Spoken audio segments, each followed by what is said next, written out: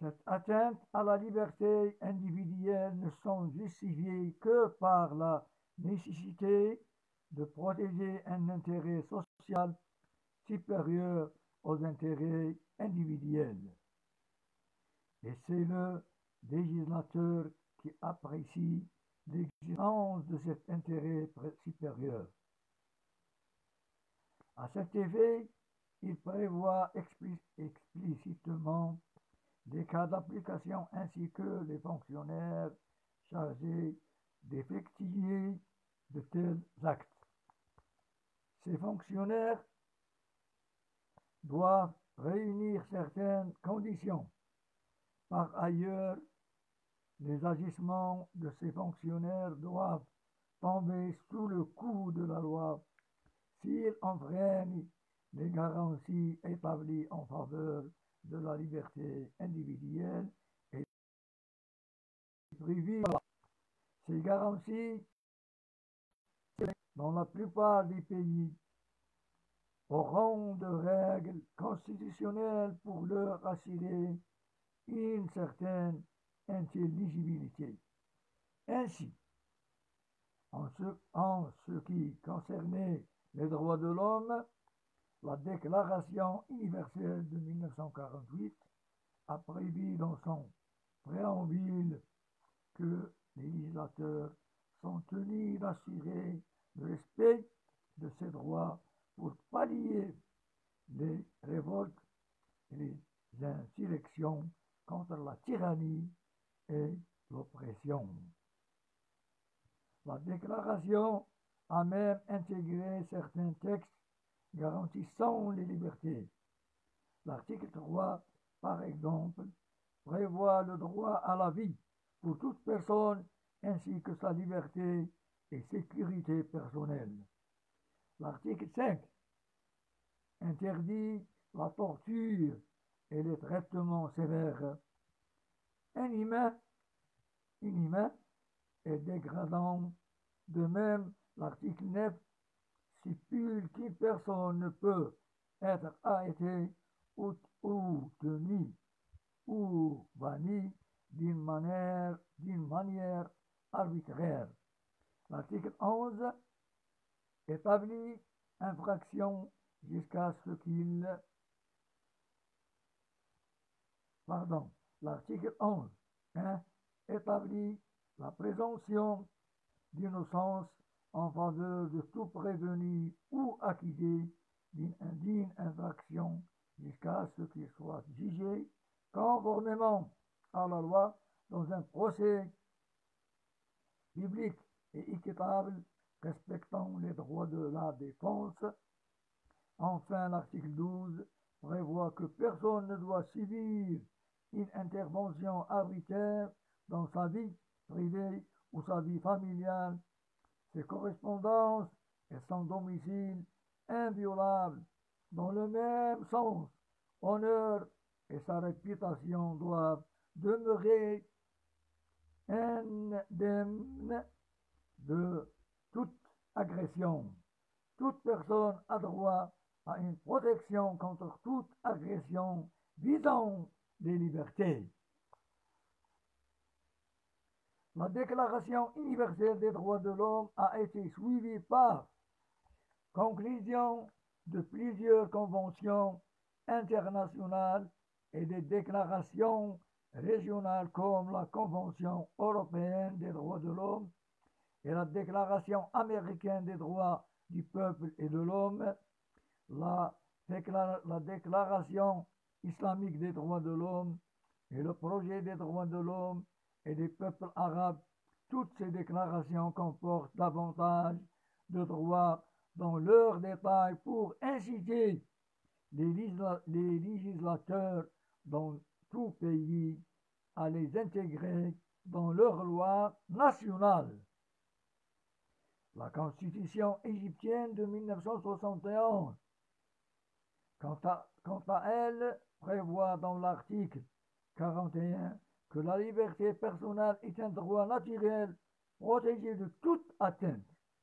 Ainsi, nul ne peut être arrêté ou fouillé ou détenu ou soumis à des mesures restrictive de liberté, exception faite du cas de flagrant délit, sans ordonnance du juge compétent dans l'intérêt de l'instruction ou la nécessité de protéger la société dans les limites posées par la loi.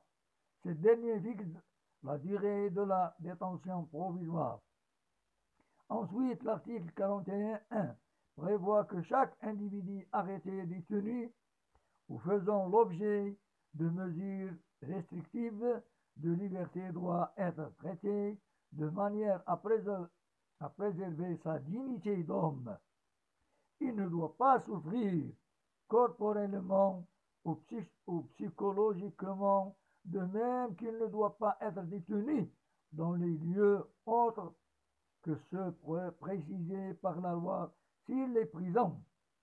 L'article 44 prévoit encore l'inviolabilité du domicile faisant échec à toute pénétration ou perquisition de ces lieux, sauf sur ordonnance motivée du juge rendu selon la loi. Enfin, l'article 45 stipule que tout individu a droit à une vie privée protégée par la loi. Les correspondances, les télégrammes, les conversations téléphoniques et les autres moyens de communication sont protégés et les secrets qu'ils contiennent sont inviolables. Il n'est guère loisible de les confisquer, de prendre connaissance de leur contenu ou de les censurer, sauf sur ordonnance motivée rendue par le juge pour une période limitée selon les dispositions de la loi. Dans notre étude, nous allons traiter de certains sujets de se rapportant aux droits de l'homme dans la phase préparatoire du procès pénal sans pour autant évoquer les détails qui varient d'un pays à l'autre en mettant l'accent sur les aspects pratiques du problème. Le rôle de la police judiciaire dans l'enquête préliminaire. Il n'est pas exagéré de soutenir que la phase la plus décisive du procès pénal est celle où est effectuée l'enquête préliminaire par la police judiciaire. Si on se réfère aux statistiques judiciaires dans les différents pays, on trouvera que la plupart des affaires pénales, notamment celles de peu de gravité, ne sont pas instruites, mais préparées uniquement par la police judiciaire. L'autorité d'accusation se contente souvent de l'enquête préliminaire préparée par la police judiciaire et le dossier de l'affaire parvient au tribunal en ne contenant que la dite enquête. L'enquête préliminaire précède l'instruction préliminaire et l'instruction définitive. C'est la raison pour laquelle elle présente directement ou indirectement un intérêt capital pour le cours du procès pénal. Chacun sait que la façon dont l'accident s'est déroulé ainsi que la qualification juridique des faits exerce une influence sur l'autorité d'instruction ou sur le juge du fond.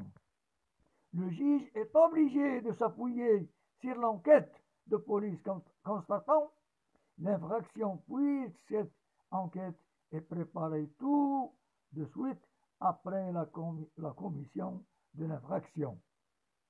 C'est d'autant plus vrai que le policier n'a pas d'intérêt à altérer la réalité, ce qui n'est pas toujours le cas. De surcroît, l'enquête préliminaire est préparée d'une façon hâtive, ce qui n'est pas pour ménager les droits de la défense, notamment le droit à l'assistance d'un défenseur. Il s'ensuit que la défense des prévenus devant le tribunal devient tardive, ne gagnons pas ainsi la confiance des juges. De même, il est évident que la phase de l'enquête préliminaire renferme certaines atteintes à la liberté individuelle, telles que l'arrestation et la perquisition. Il est vrai que le législateur différent pays confère aux agents de la police judiciaire assez de pouvoir pour leur permettre d'accomplir leurs charges et préparer l'enquête préliminaire. Cependant, de respecter les principes de l'égalité s'impose tout en torse. À ce principe peut entacher la crédibilité de l'enquête aux yeux des juges. En effet, la confiance dans le travail des policiers exige leur neutralité. Autrement dit, l'absence de toute influence exercée à leur égard par n'importe quelle autorité ou individu. La question qui se pose ici porte sur la manière de garantir la neutralité de la police judiciaire. Autrement dit, est-il opportun de la considérer comme faisant partie de la police en général, ou vaut-il mieux qu'elle en soit détachée tout en restant sous la tutelle du ministère de l'Intérieur ou sous la tutelle du ministère de la Justice? Il est vrai que le travail de police judiciaire concerne directement le procès pénal, ce qui va dans le sens d'une compétence du ministère de la Justice. Mais est-il opportun de rattacher la police judiciaire au ministère de la Justice? Ne faut-il pas garantir une certaine autonomie à la police judiciaire, tout en la laissant sous la bannière du ministère de l'Intérieur? Une fois averti qu'une infraction est commise, les agents de police judiciaire prennent urgence toutes mesures nécessaires. Certaines de ces mesures ont pour objet d'assurer la sécurité publique, d'autres représentent des actes du procès pénal. Le policier est donc chargé de préserver les preuves et d'arrêter le cas échéant les auteurs de l'infraction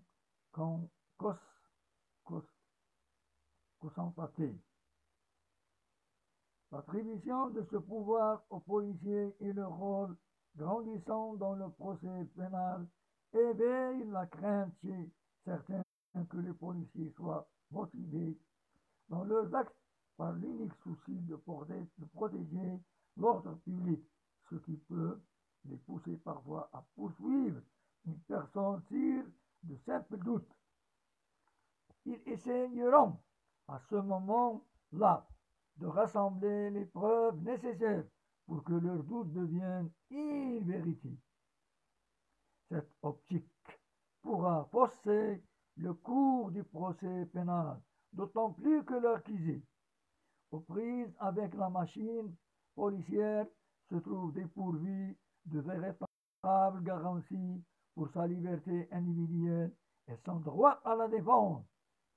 C'est la raison pour laquelle cette étape doit être aussi courte que possible. Au sein de la police elle-même, l'opinion dominante est favorable à une séparation entre la police administrative et la police judiciaire, pour la simple raison que la police judiciaire est placée sous le contrôle de la justice. En réalité, elle en fait partie. Partant, d'aucuns croient nécessaire la création d'un corps de police judiciaire indépendant du ministère de l'Intérieur. Les droits de la défense et la liberté individuelle ne peuvent que s'en trouver mieux protégés. À cet effet, la nomination des agents de la police judiciaire et le contrôle exercé sur eux seront confiés au ministère de la Justice. C'est là la meilleure façon de neutraliser les effets nocifs de leur dépendance vis-à-vis de l'exécutif. À notre avis, il importe d'opérer une distinction entre la protection de l'ordre public et le procès pénal. Ces deux considérations visent l'intérêt de la société. Néanmoins, la protection de l'ordre public est la fonction principale de la police, tandis que le travail de police judiciaire ne commence qu'une fois l'infraction commise et prend fin avec l'exécution de la peine ou de la mesure de sûreté.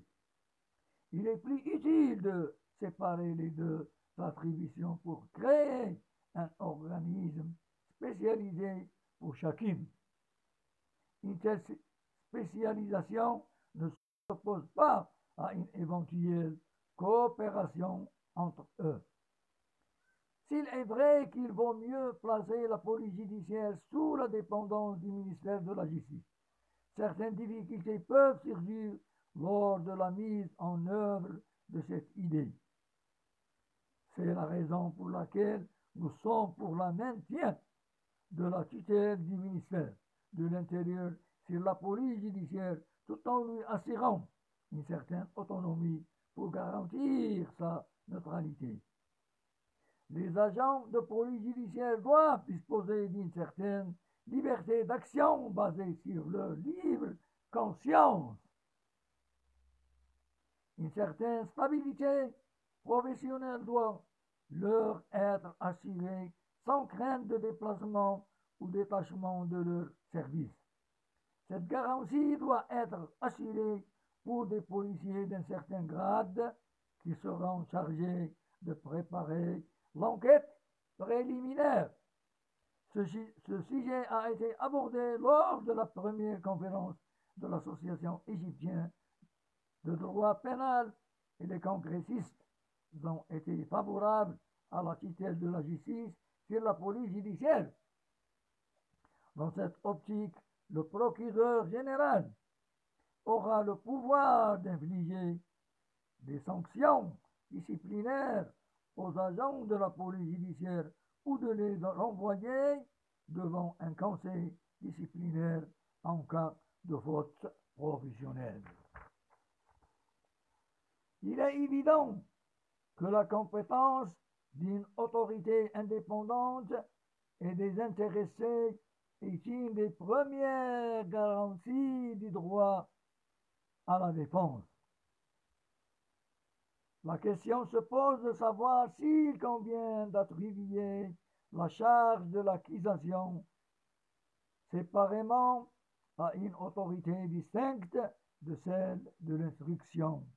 Ainsi, la charge de l'acquisition sera-t-elle confiée au ministère public et celle d'instruction à un juge, ou vaut-il mieux confier les deux attributions à une seule et même autorité? Le code d'instruction criminelle égyptien, promulgué en 1983, a opéré une séparation de l'autorité d'accusation et de l'autorité d'instruction. L'accusation est confiée à un juge d'instruction jusqu'à l'entrée en vigueur du code d'instruction criminelle du 28 mai 1895, qui a confié les charges d'accusation et d'instruction au ministère public. Quand le code de procédure pénale a été promulgué en 1950, le système du juge d'instruction a été rétabli selon les termes même de l'exposé des motifs. Ce choix a été motivé par le souci de regrouper toutes les attributions relatives à l'instruction dans les mains d'un seul homme au lieu de les répartir entre le ministère public et le juge du tribunal de grande instance. Le rétablissement du juge d'instruction était motivé moins par des considérations techniques tendent à séparer les attributions d'accusation des attributions d'instruction que pour des considérations pratiques. Il est évident qu'un juge serait plus apte à instruire l'affaire pour parvenir à la manifestation de la vérité. C'est la raison pour laquelle le législateur a attribué la compétence en matière d'instruction à un juge. Le ministère public devra renvoyer chaque affaire concernant un crime ou un délit devant le juge d'instruction. Cependant, le ministère public sera compétent pour instruire certaines affaires délictueuses. Le rapport de la commission de réforme de la procédure pénale déposé auprès du Sénat a été rédigé ainsi. L'avant-projet préparé et inspiré par l'idée de séparation des autorités d'accusation et d'instruction dans l'intérêt d'une bonne administration de la justice. Il est évident que le ministère public, en tant qu'autorité d'accusation, devient partie au procès pénal. Il ne doit pas ainsi regrouper la qualité de juge et de partie.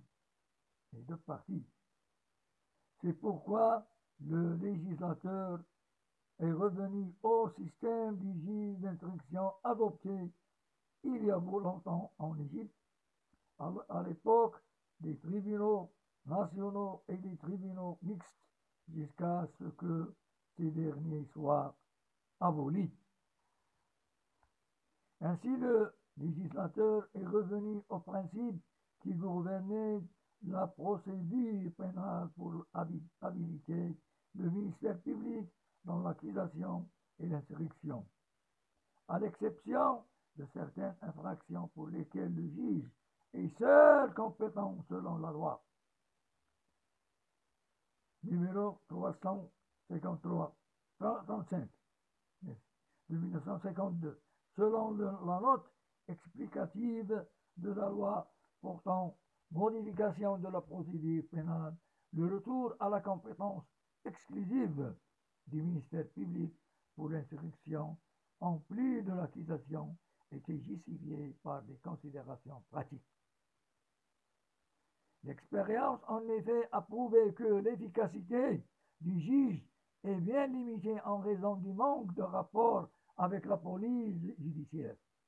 De même, la pratique a démontré que les témoins étaient plusieurs fois appelés à déposer devant les policiers, le ministère public, le juge d'instruction et finalement devant les juges de fond.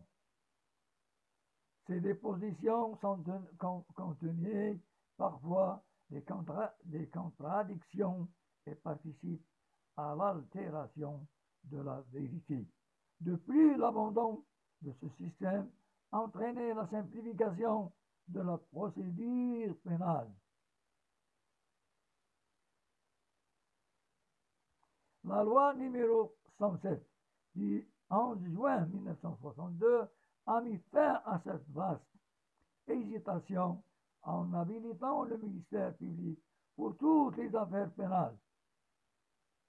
Le juge d'instruction n'exercera l'instruction qu'avec mandat du président du tribunal de grande instance.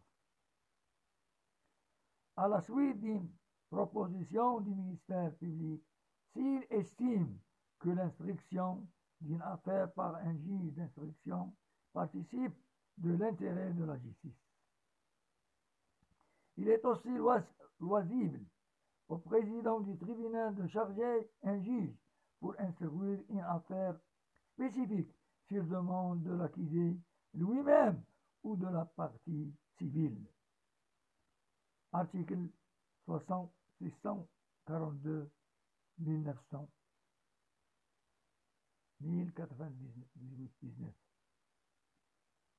Ainsi, le ministère public est devenu en Égypte la seule autorité d'instruction, puisqu'il demande rarement la saisine d'un juge d'instruction.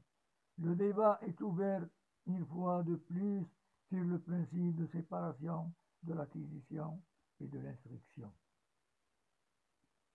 Pour notre part, nous croyons que l'instruction est une science, est un art, que le spécialiste acquiert en l'apprenant et en l'exerçant avant de pouvoir parvenir à la manifestation de la vérité. Cette dernière il est la finalité de toute la procédure pénale. Point de doute que l'instruction a ses règles techniques garantissant qu'un innocent ne sera pas condamné et qu'un coupable ne sera pas facilement acquitté. Par ailleurs, l'expérience joue pour la fonction séparée d'instruction. Il est certain qu'un juge sera plus expérimenté et plus au courant des règles juridiques qu'un membre du parquet. C'est pourquoi nous estimons nécessaire le retour au système de séparation des autorités d'accusation et d'instruction. Ce que nous préconisons n'est pas une idée totalement nouvelle. La première conférence de justice qui s'est déroulée en Égypte a émis la recommandation suivante. La séparation des autorités d'accusation et d'instruction est une des garanties procédurales qui jouent en faveur de l'accusé. Si le législateur a décidé le retour par palier au système de séparation, il pourra commencer par les infractions portant atteinte à la sécurité intérieure et extérieure de l'État. C'est ainsi la conclusion de la première conférence de l'Association égyptienne du droit pénal qui a affirmé que l'instruction préparatoire est nécessaire en matière criminelle et délictuelle chaque fois que la peine d'emprisonnement est encourue. Cette instruction est confiée à un juge. Pourtant, le ministère public pourra instruire en matière délictuelle et contraventionnelle sous le contrôle d'un juge d'instruction. Ainsi, nous proposons de remplacer l'art 54 par le suivant. Dans chaque tribunal de grande instance, un juge ou plus sont chargés d'instruire en matière criminelle et délictuelle. Et c'est à l'Assemblée générale du tribunal que revient la tâche de choisir les juges qui seront mandatés à cet effet. Les vérifications d'identité et d'arrestation. Les législateurs dans différents pays investissent les policiers du pouvoir d'arrêter les accusés, de les fouiller et de perquisitionner à leur domicile. Il est normal que les détails de ce pouvoir varient d'un pays à l'autre. Cependant, les vérifications d'identité qui précèdent l'arrestation revêtent une importance capitale, d'autant plus qu'elles se confondent avec l'arrestation. En effet, la vérification d'identité ne se sépare de l'arrestation que par un facteur psychologique. Les vérifications d'identité sont presque une arrestation, ce que nous tâcherons de prouver tout en exposant l'attitude du législateur et de la jurisprudence envers ce problème. Si l'on se réfère aux multiples textes qui forment le droit pénal, on remarque l'attention que le législateur a manifestée à la liberté individuelle à travers les garanties qu'il a décidées pour le prévenu. Cela apparaît en ce qui concerne l'arrestation au travers de deux points. Le premier en ce que la loi a limité le pouvoir d'arrestation aux agents de la police judiciaire. Le deuxième, en ce qu'elle a prévu les cas d'arrestation. L'arrestation, comme l'a défini la Cour de cassation égyptienne, c'est l'opposition au corps du prévenu afin de restreindre la liberté de mouvement de l'intéressé pour une période non déterminée à l'avance. La Cour a considéré comme arrestation le fait pour un détective de prendre le prévenu par la main et de le conduire de suite au commissariat de police. Le code pénal n'a pas prévu en Égypte les vérifications d'identité. Cependant, la Cour de cassation les a plusieurs faits définis comme un état de suspicion dans lequel l'intéressé se place de façon à ce que le policier estime nécessaire d'intervenir afin de vérification d'identité. Ainsi, les vérifications d'identité ne doivent pas impliquer une opposition à la liberté individuelle de l'intéressé. Pour rester dans le cadre de la légalité, il doit y avoir des manifestations extérieures suscitant les soupçons. Il est à signaler enfin que les vérifications d'identité sont permises aux agents de la police judiciaire, mais elles le sont aux agents du pouvoir public également. Le critère de distinction entre la vérification d'identité et l'arrestation réside dans le fait que le premier n'apporte qu'une entrave matérielle à la liberté de mouvement, tandis que l'arrestation apporte une restriction à cette liberté.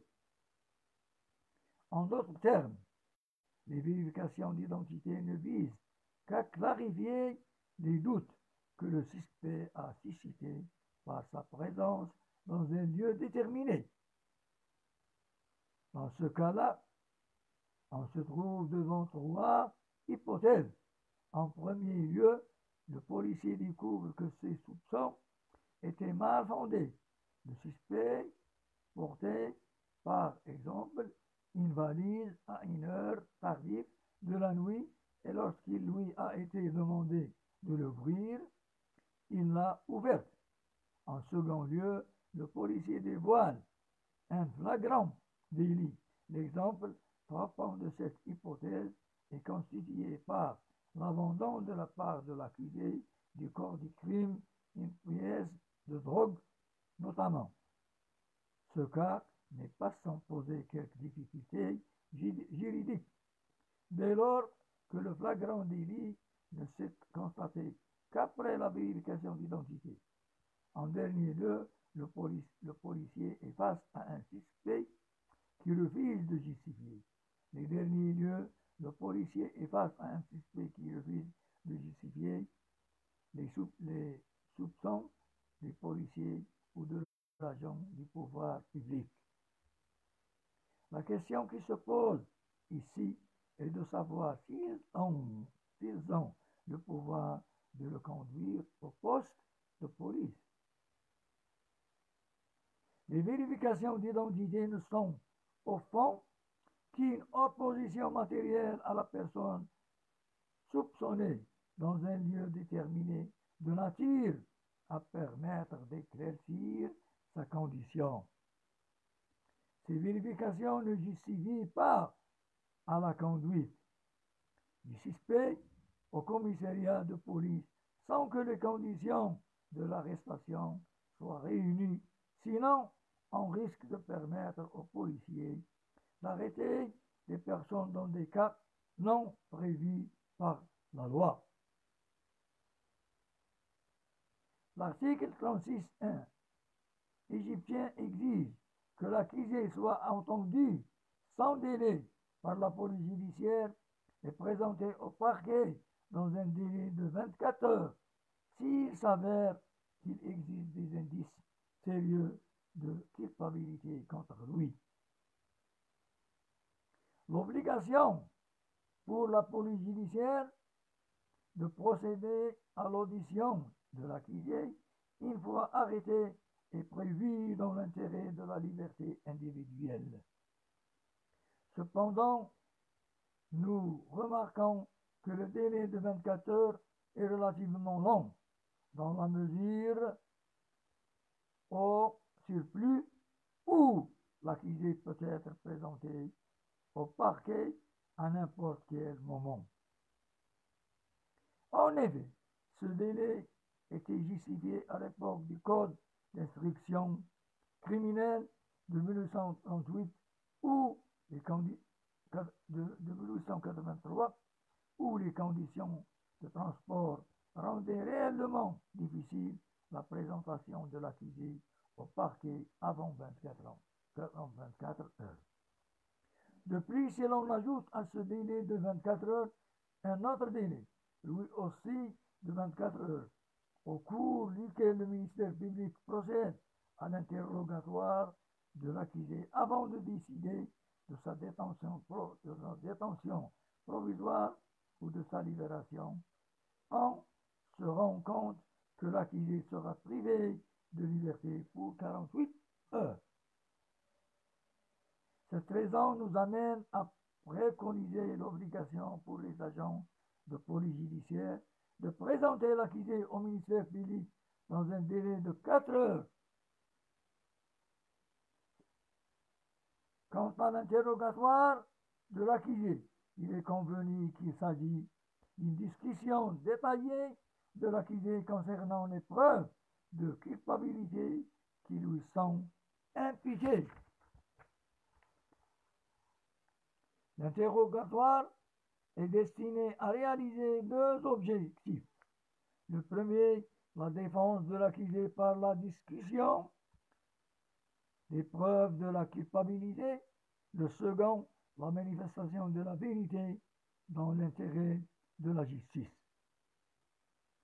L'interrogatoire pourrait aboutir à une affirmation ou à une affirmation des preuves sur la culpabilité. C'est la raison pour laquelle les droits de la défense doivent être respectés lors de l'interrogation.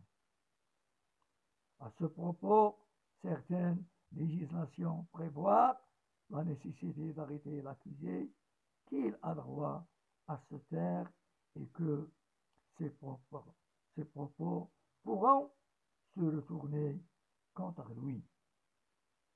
La garantie la plus importante accordée au cours de l'interrogatoire et de la confrontation est celle du droit au conseil, émanation du droit à la défense.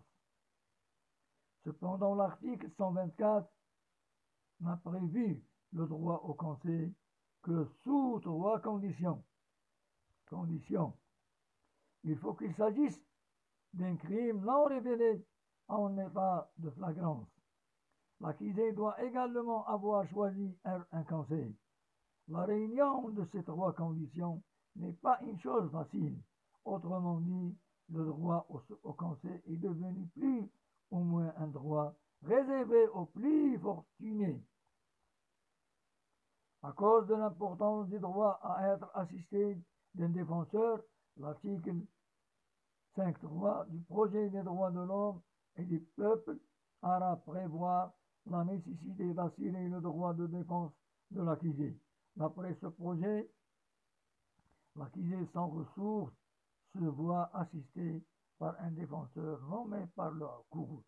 Parmi les recommandations émises par l'Association égyptienne de droit pénal lors de son premier congrès, figure celle-ci: l'accusé a le droit de faire appel à un défenseur en matière criminelle et correctionnelle si le délit est passible de l'emprisonnement. S'il n'a pas choisi de défenseur, l'autorité d'instruction en désigne un. L'attachement des congressistes aux garanties de l'instruction s'est manifesté à travers la proclamation qu'ils ont faite, selon laquelle les garanties de l'instruction doivent figurer dans la Constitution démocratique populaire. Dans une de ses recommandations, le dit Congrès a préconisé que l'accusé soit à l'abri de toute contrainte matérielle ou morale, ou tentation, ou tromperie. Selon cette recommandation, l'aveu n'est pris en compte en tant que preuve de culpabilité que s'il est exprimé devant l'autorité d'instruction ou le tribunal ou la cour. Cependant, la jurisprudence de la Cour de cassation égyptienne ne considère pas la présence à côté de l'accusé durant l'instruction d'un agent de police judiciaire comme étant de nature à entacher la procédure pour la simple raison que la qualité d'agent de police judiciaire ne constitue pas une contrainte, d'autant plus que l'accusé n'a pas fait l'objet d'une contrainte matérielle ou morale.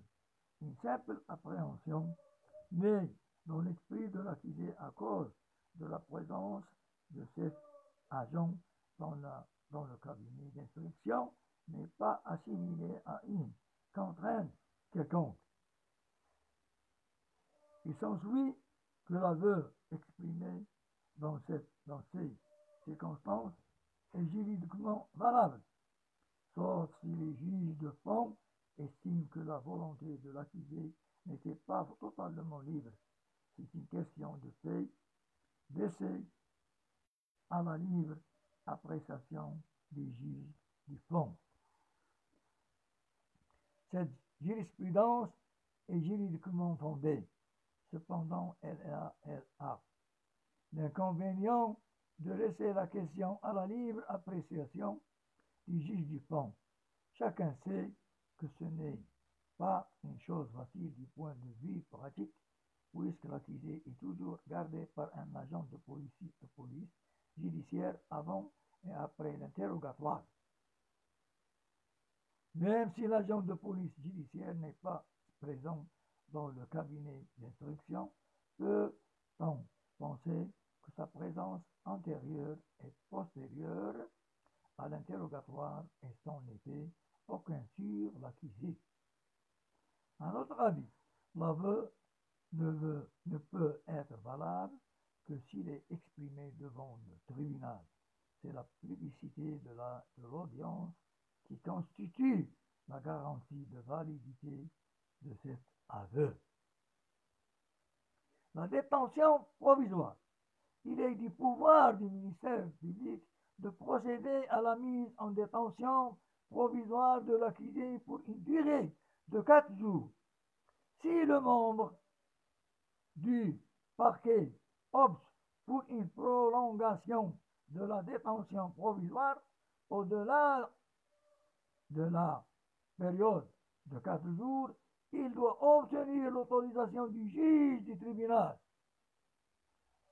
C'est ce dernier qui, si les réquisitions du ministère public décident de la prolongation de la détention pour une durée ne dépasse pas 45 jours.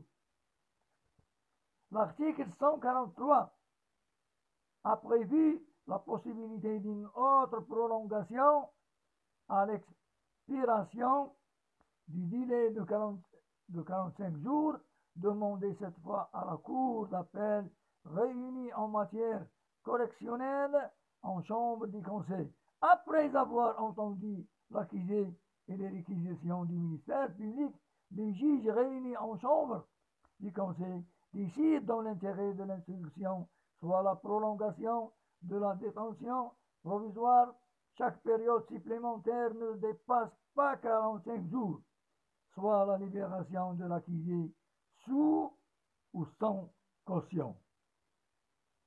La loi numéro 37 de 1972 sur les garanties de la liberté individuelle des citoyens a ajouté à la précité deux alinéas ainsi formulés.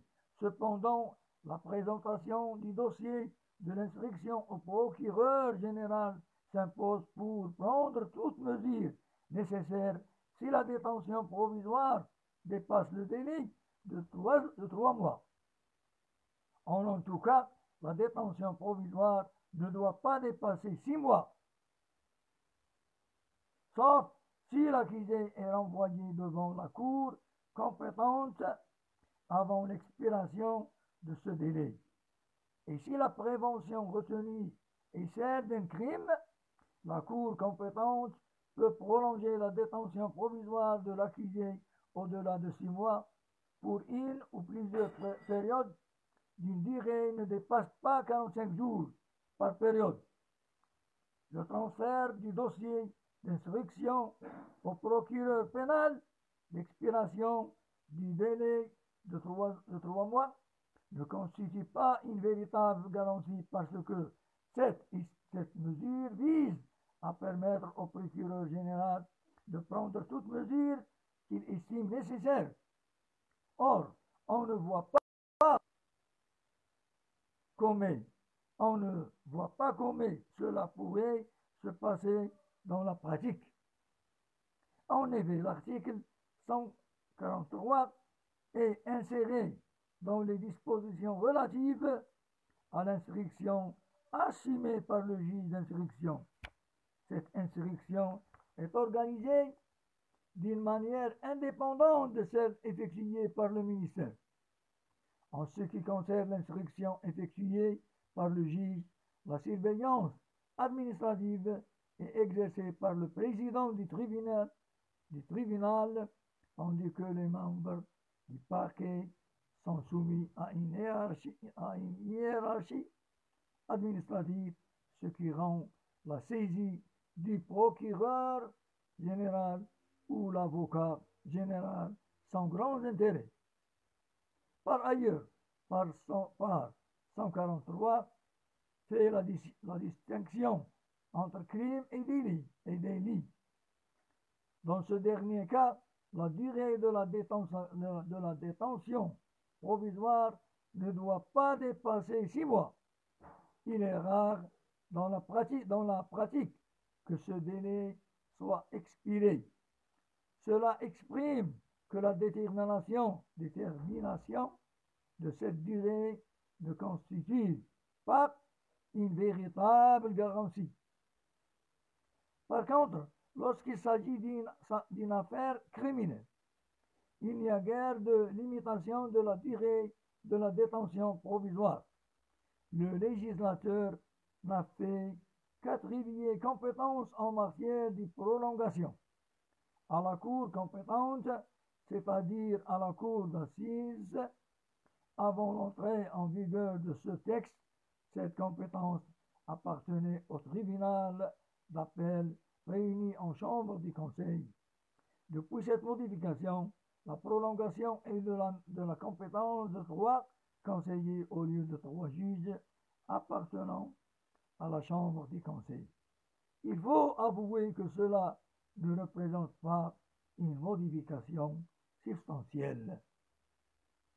C'est la raison pour laquelle le premier congrès de justice a recommandé que la prolongation de la détention provisoire dans la phase d'instruction préparatoire soit effectuée à des fois chacune d'une période limitée en vertu de l'article 41 de la Constitution. De même, les congressistes ont recommandé l'abrogation des textes qui élargissent le pouvoir du ministère public dans l'instruction de certaines infractions par rapport au pouvoir que lui accorde normalement le Code d'instruction criminelle. Par ailleurs, le premier congrès de l'Association égyptienne de droit pénal a émis le vœu que la détention provisoire ne soit ordonnée que lorsque le déroulement de l'instruction l'exige et lorsqu'il existe des charges sérieuses de culpabilité contre un accusé de crime ou prévenu de délit passible d'une peine d'emprisonnement. Il est du pouvoir du ministère public s'ordonner la détention provisoire pour une durée de 4 jours. Ce délai expiré, l'opportunité de la prolongation appartient au juge d'instruction pour une ou plusieurs fois relativement courte. La détention provisoire ne doit pas dépasser 3 mois pour les infractions passibles de l'emprisonnement de 5 ans au maximum. Écoute, 20 ans. En ce qui concerne les infractions plus graves, le délai ne doit pas dépasser 6 mois. Au regard de